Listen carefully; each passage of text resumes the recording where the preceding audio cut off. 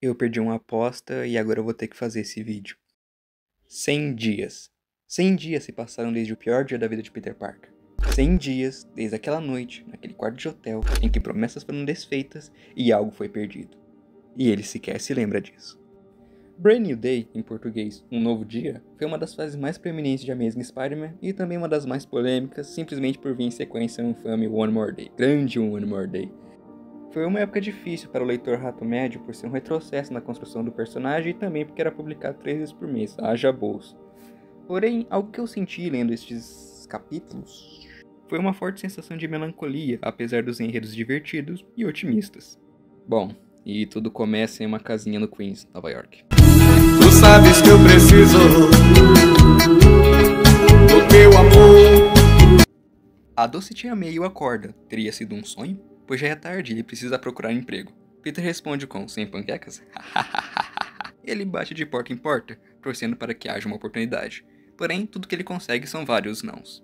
Por sorte, ao final do dia, Peter tem seu confrade, Harry Osborn. Ele não estava morto, que não só chama ele para a saideira, como também oferece ajuda monetária para que ele consiga se manter, para ajudar o comparsa.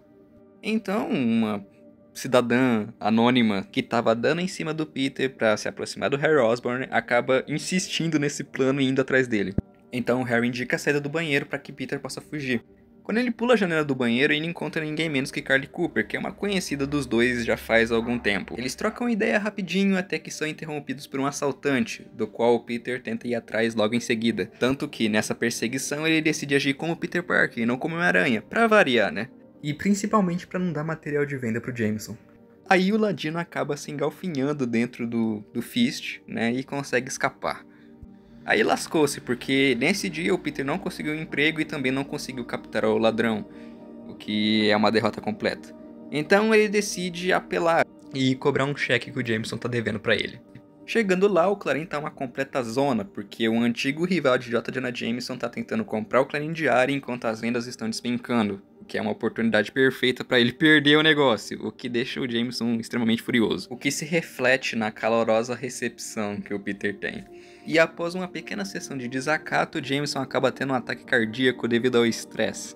Depois de socorrer o Jameson com uma respiração boca a boca ali na hora, a galera cola no Peter e pede para que ele consiga fotos muito boas, para que não só ele consiga salvar o Clarim Diário, como também a saúde de J. Jonah Jameson. Ele precisa de fotos sensuais do Homem-Aranha. Então Peter se prepara, veste seu traje e parte neste novo dia. Inclusive, nos 100 dias que se passaram entre One More Day e Brand New Day, o Peter havia deixado de ser o Homem-Aranha devido à lei de registro de super-humanos e também porque ele estava muito mal da cabeça. Essa primeira edição é basicamente a síntese do personagem ao longo dessa fase. Parker parece sem rumo, sem perspectiva de progresso, caindo nos mesmos vícios e repetindo as mesmas atitudes, voltando até tirar fotos para o Clarim. Ele parece sem uma visão clara do que fazer agora. E assim as edições, os dias passam com o protagonista se arrastando através deles. E a falta de um objetivo também se manifesta nos vilões, que, ao invés de ser um principal, é uma enxurrada deles. Como, por exemplo, Senhor Negativo, chefe do crime bipolar, Freak, um viciado que tem poder de adaptação, Ameaça, pastiche do Duende Verde namorado de Harry, etc, etc. Como de costume, o Homem-Aranha enfrenta todos eles com seu clássico senso de humor, mas ao fundo existe uma certa sensação de vazio, uma tristeza que remete a algo faltando. O que é estranho, pois, pense só, você tem um novo chefe que não é tão insuportável quanto Jameson, seu melhor amigo está de volta à cidade, te levando a festas e lhe apresentando uma nova pretendente, seus vilões clássicos estão sabe Deus onde, e etc. Mas, assim como o Peter carece de um objetivo, as coisas parecem sem brilho. As piadas evocam risadas, mas o Homem-Aranha parece um pouco desamparado. Os passeios com Harry não são tão animados quanto antes. E a redação do Clarim, outrora caótica, porém divertida, agora parece apenas um disco repetindo a mesma faixa, mas sem o apelo de antes. E essa sensação de falta vira motivo de piada para os roteiristas.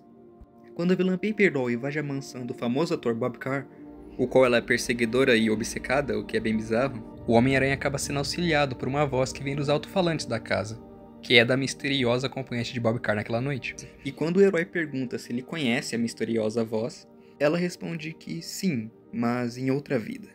O que demonstra que, de fato, a antiga vida do Homem-Aranha não existe mais e agora é algo totalmente novo. Após um certo tempo, a sensação de falso otimismo ela se esvai por completo quando a história começa a expor sua natureza sombria.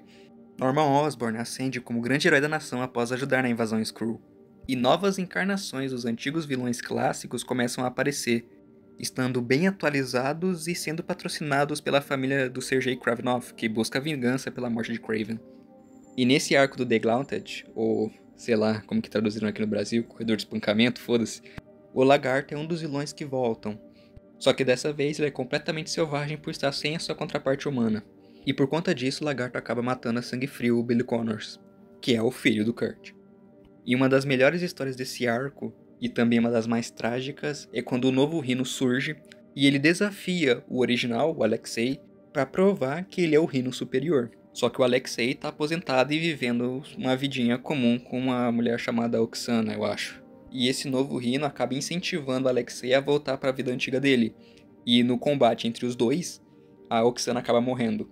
E fica pior quando você pensa que tudo isso que estava acontecendo nesse momento era só um plano da família dos Kravinoff para basicamente cansar o Homem-Aranha, deixar ele exaurido, para então usá-lo em um ritual que iria ressuscitar Kraven, o Caçador.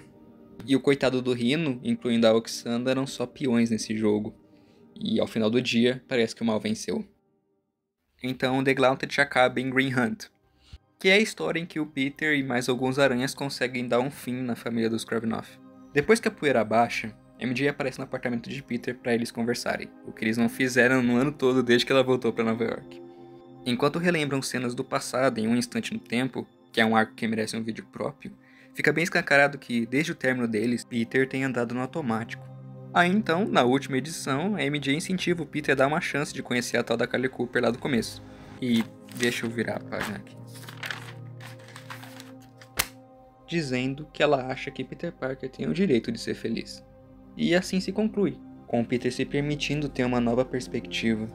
E aqui que começa a fase do Big Time, que é basicamente a grande hora e é o momento em que o Dan Slott começou a escrever pra valer o Homem-Aranha.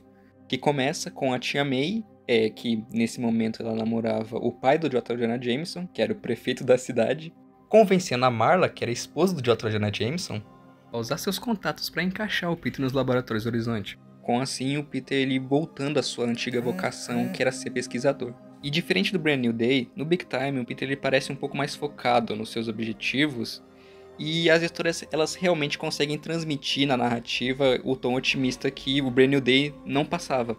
E eu falo isso talvez porque Brand New Day é uma sequência de arcos isolados, enquanto o Big Time parece ser uma narrativa mais sólida e íntegra.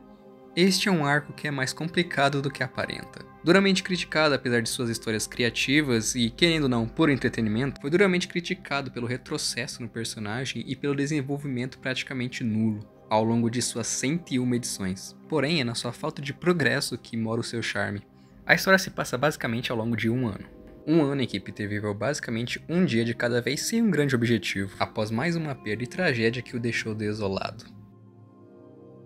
E ele finalmente reencontrou um caminho após se conectar consigo mesmo e reacendeu um velho sonho de infância, mostrando que quando você não sabe para onde ir, o mais certo é você voltar do começo e lembrar do que você quer e de quem você é. Mas essa é só a minha interpretação do Gibi de Hominho. Muito obrigado se você assistiu até aqui e até mais.